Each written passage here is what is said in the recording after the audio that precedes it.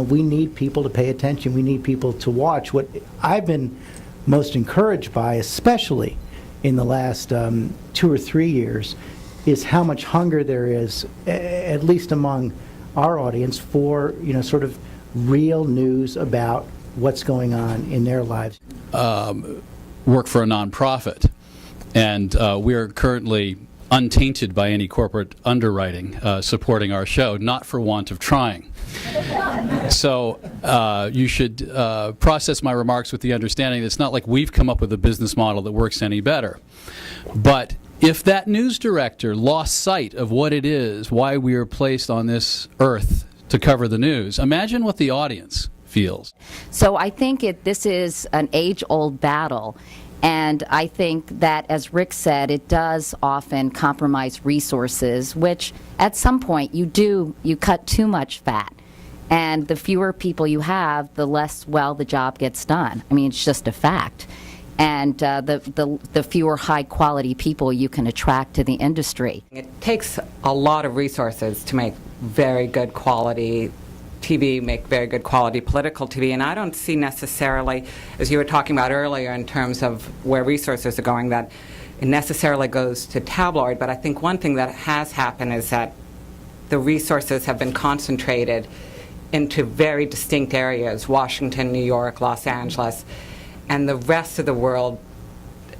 When I started, we had bureaus, and we had information reporting coming in from everywhere, and right now there's tremendous interest in politics, and we see it going up all the time, and it allows us to, I think, do really quality work. But in terms of other news, whether it's piracy, whatever, we've become more reactive because there's not kind of the eyes around the world that I think there once was, because the resources just don't allow for it. It was inevitable that newspapers were going to be blown out because they're dated pieces of paper. But I think the way I think they're going to reemerge, and I think they're going to be perhaps even stronger than before. Rick, how will they pay for that? How will they pay for that? Well, I think it's. But internet users don't want to pay for their content. But they have been proven to. We have proven that they will. There was a time when we said people wouldn't pay for HBO. I think in some ways it's actually, as a political producers, pushed our product and made it better. There are so many more people out there reporting, and as we synthesize all the information at the end of the week, that it ups our responsibility, because there are so many people that are bringing reporting to the table that we have to, one, be on top of. We often include in our show web things that we get straight off the web, and I think in other places it may have a large effect, but I think a lot of times with as a political producer, it's actually pushed us to do even better work. I mean, who's going to fund being a witness to history? Who's going to fund getting out there and digging through the primary documents? Who's going to get the interviews with the powerful? Do I have any hope that someone can come up with a business model to fund professional journalism? I still have some hope. I was given a Kindle for Christmas.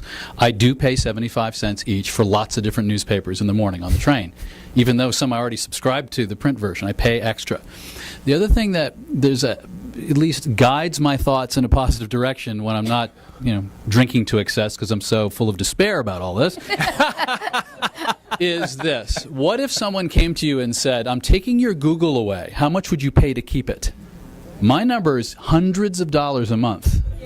Right? There's a lot of money in there. You can do great work, and someone else literally steals it just by putting their byline over it. And there's no way you can continue to expect people to pay the subscription rate if the minute it comes out on your website or your program, someone else watches it, puts their name over it, adds one sentence on top of it, and it's free. I want to connect. I want interactivity with the people who watch the show. Then I Twitter and blog very selectively, to be honest with you. I don't think anybody gives a rat's ass if I'm about to eat a tuna sandwich. And I have the same need to bring to people, the finest journalism that I'm capable of helping bring to people. I think that the democracy is at its strongest when we are great.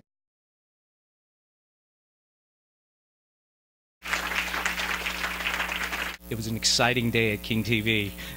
You really lit up a day. It's been a tough spring in television, and I think a little tougher maybe for King because Belos had some trouble. But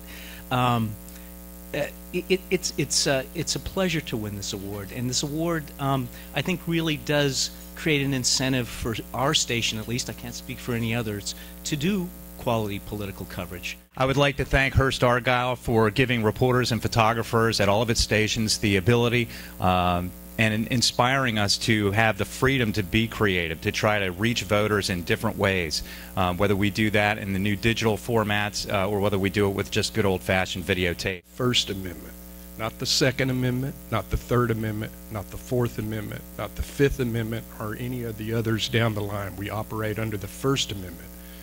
And the biggest guarantor of that privilege is the quality of our work collectively.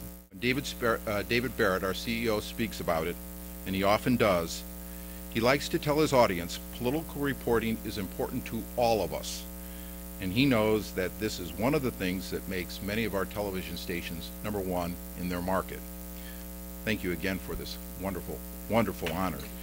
To be fluent in whatever technology sends our way is to embrace storytelling. That's how these stories, every single one of the ones we've seen featured here this afternoon, that is the heart of these stories, because you can show a lot of PowerPoint presentations, but what we know from research is that the information people retain are human stories.